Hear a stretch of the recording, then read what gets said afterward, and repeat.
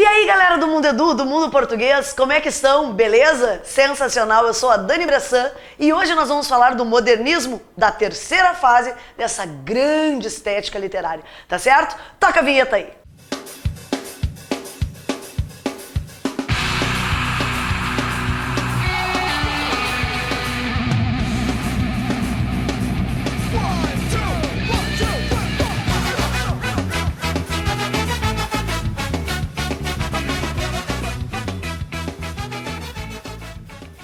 Muito bem, meus queridos, o modernismo na terceira fase inicia em 1945, o período do fim do Estado Novo.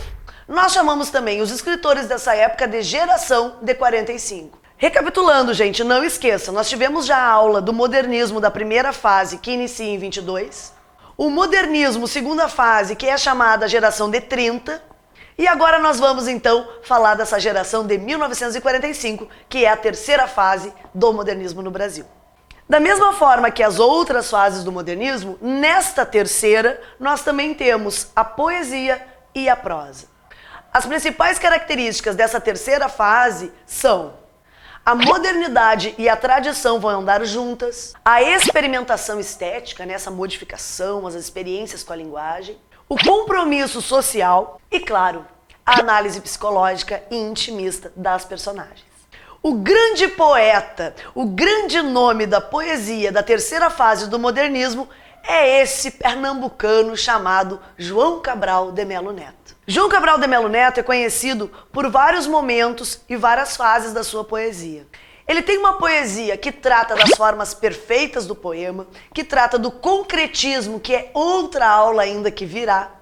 Conhecido como o grande engenheiro das palavras. Tem uma poesia também de crítica social, tá aí a poesia O Cão Sem Plumas. Mas o grande destaque da poesia do João Cabral de Melo Neto é, sem dúvida nenhuma, este poema maravilhoso, este alto de Natal, chamado Morte e Vida Severina.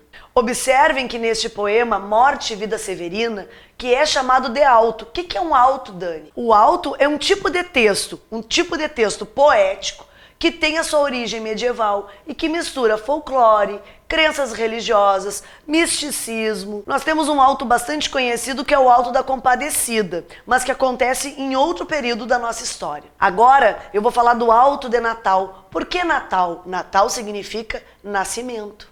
Morte e Vida Severina, que já no seu título traz essa inversão, a morte primeiro e a vida depois. Já inicia com uma apresentação, como todos os autos se iniciam com apresentações, dizendo: meu nome é Severino. A grande personagem desse auto é o Severino. O Severino é um retirante e vai mostrando nesse poema exatamente a sua passagem por vários momentos da vida e por vários lugares. Destaque nesse poema para o rio Capibaribe ou Capiberibe, que é o grande rio do Recife.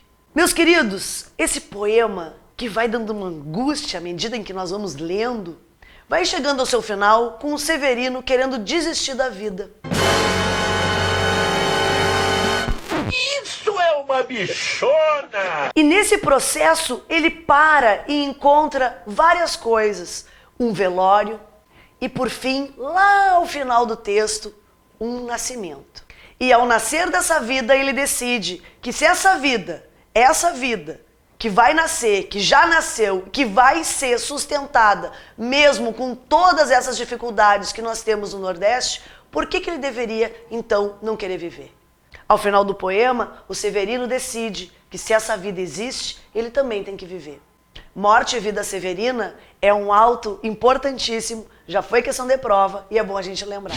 Além do João Cabral de Melo Neto, que está lá na poesia, meus queridos, de 45, nós temos dois grandes autores, destaques de 1945 na prosa, no romance. Dois autores que já foram questão de prova e podem voltar a ser, já que são muito importantes. Estou falando dos conhecidíssimos Clarice Lispector e Guimarães Rosa.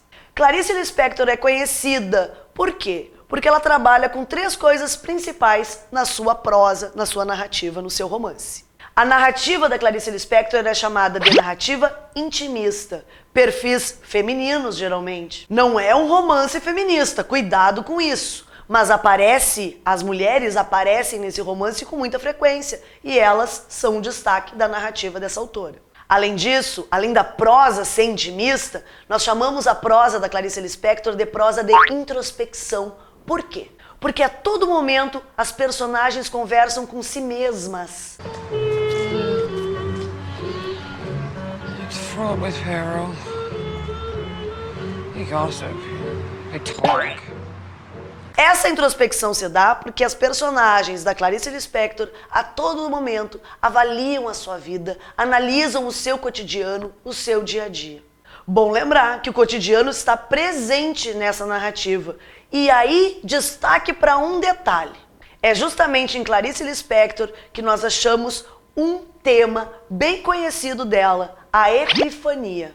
O que é epifania, Dani? Nunca ouvi essa palavra na minha vida. Momentos de epifania, momentos epifânicos, é justamente o momento de clareza das ideias. É quando justamente, no meio do cotidiano, no meio de afazeres do dia a dia, coisas que nós sempre fazemos, lugares em que sempre andamos, que nós descobrimos algo sobre nós mesmos.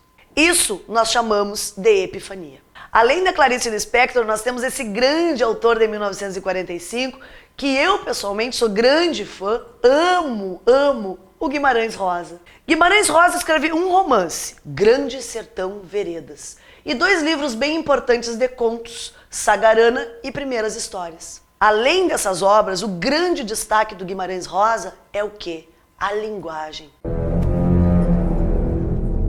É no romance, no conto, na prosa, na narrativa do Guimarães Rosa, que nós vamos encontrar uma linguagem bem experimental, o neologismo, ou seja, o Guimarães Rosa trabalha, inventa, cria palavras e isso faz dele um escritor diferenciado para essa época. Nunca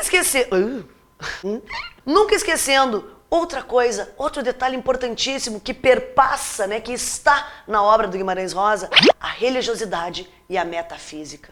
A todo momento, essas personagens têm um sentido religioso ou estão em conexão com algo muito maior do que o ser humano. O grande destaque das personagens de Guimarães Rosa, cuidado, não são todos assim, mas o grande destaque é o jagunço do sertão mineiro. É lógico que muitas personagens não estão no sertão de Minas, mas o destaque é esse, ou seja, vamos destacar, por exemplo, a grande personagem do romance Grande Sertão Veredas. A personagem da que eu falo é Riobaldo. E Riobaldo é o exemplo de personagem de Guimarães Rosa. Por quê? Porque a todo momento Guimarães Rosa trabalha com a ideia do bem e do mal, dessa luta interna e externa que nós, seres humanos, de maneira geral, nós temos com a vida. Quando nós falamos em Grande Sertão, veredas, nós falamos que o sertão não é só esse limite geográfico mineiro. O sertão é a mente humana, é esse universo que nós temos dentro de nós.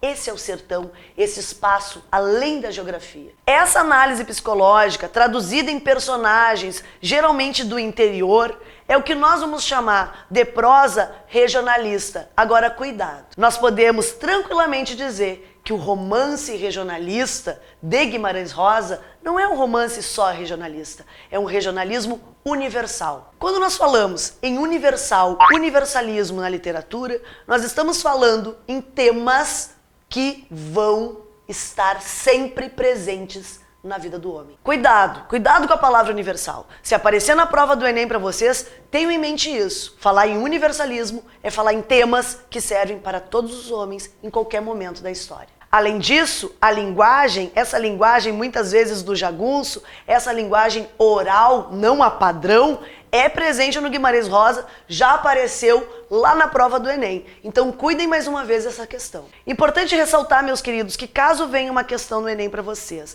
sobre prosa de 45, observem e cuidem muito a fonte, ou seja, quem é o autor daquele texto e façam já as associações com as características daquilo que vocês estão lendo.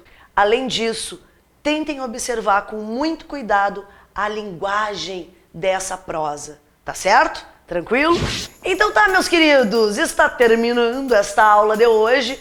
Modernismo, terceira fase, destaque para a poesia João Cabral de Melo Neto, destaque para a prosa, para a narrativa Clarice Lispector e Guimarães Rosa. Evidente, nós temos muito mais outros autores por aí, mas esses são os principais e são aqueles que mais aparecem ou já apareceram nas provas do Enem, tá certo? Me despeço aqui, aguardo vocês, foco no Enem, olho no plano de estudos e vamos lá, vamos em frente. Um grande abraço para vocês.